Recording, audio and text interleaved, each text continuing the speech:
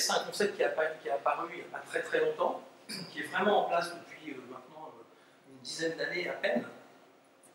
Donc c'est une organisation dans laquelle en fait on fait surtout confiance en l'homme, on met très peu de contrôle en place, on casse les hiérarchies, donc il n'y a plus de manager d'une certaine façon, tout le monde est responsable de lui-même. On fait un certain pari aussi d'intelligence collective, et du coup le manager n'est plus un chef ou un leader en tant que tel, mais c'est quelqu'un qui devient au service du collectif. Avec cette petite difficulté qu'il faut qu'il soit quand même un leader. C'est ça qui est la grande différence. La différence entre... Oui. Comment vous expliquez ça à des gens qui ne comprennent pas ces concepts? Voilà. Ouais. Ça va être difficile. Et il y a beaucoup d'entreprises qui sont en train de se casser un peu les dents là-dessus et qui sont en train d'y revenir. Je vais juste l'illustrer après.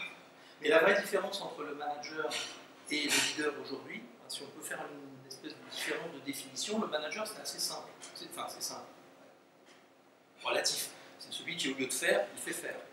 Donc il fait faire, on lui donne des moyens de rétorsion, d'impulsion, etc. Le leader, c'est celui qui donne envie de faire. C'est complètement différent. Et on va voir que pour les millennials, ça c'est vraiment très critique.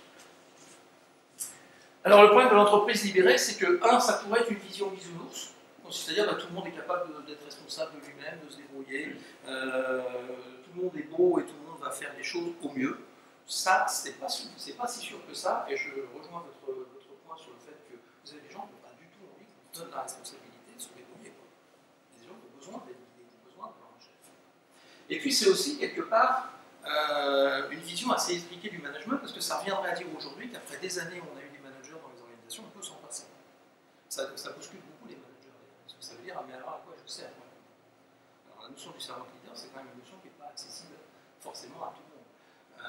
Donc c'est peut-être une vision qui peut être un peu destructrice pour le management. Et finalement, parfois, on se demande, en tout cas dans ce que j'ai pu voir, c'est pas vrai partout, mais dans certaines entreprises libérées, ça peut être une façon, on passe à ça parce que finalement, on ne sait pas gérer les managers. Donc, on ne sait pas avoir des bons managers, on ne se pose pas la question d'avoir des bons managers, on se pose la question de s'en passer. Ce qui n'est pas forcément la meilleure réponse. Et en réalité, le risque, c'est que tout le monde contrôle tout le monde. Et quand ça commence à aller mal, c'est-à-dire quand vous êtes dans une situation un peu plus en crise, où l'entreprise se trouve un peu en difficulté économique ou financière, le boss reprend rapidement la main, parce que lui, il a mis ses billes là-dedans. Donc il reprend rapidement la main, et vous arrivez, alors vous passez brutalement de l'entreprise libérée à l'autocratie. Ce qui n'est pas du tout le but au départ.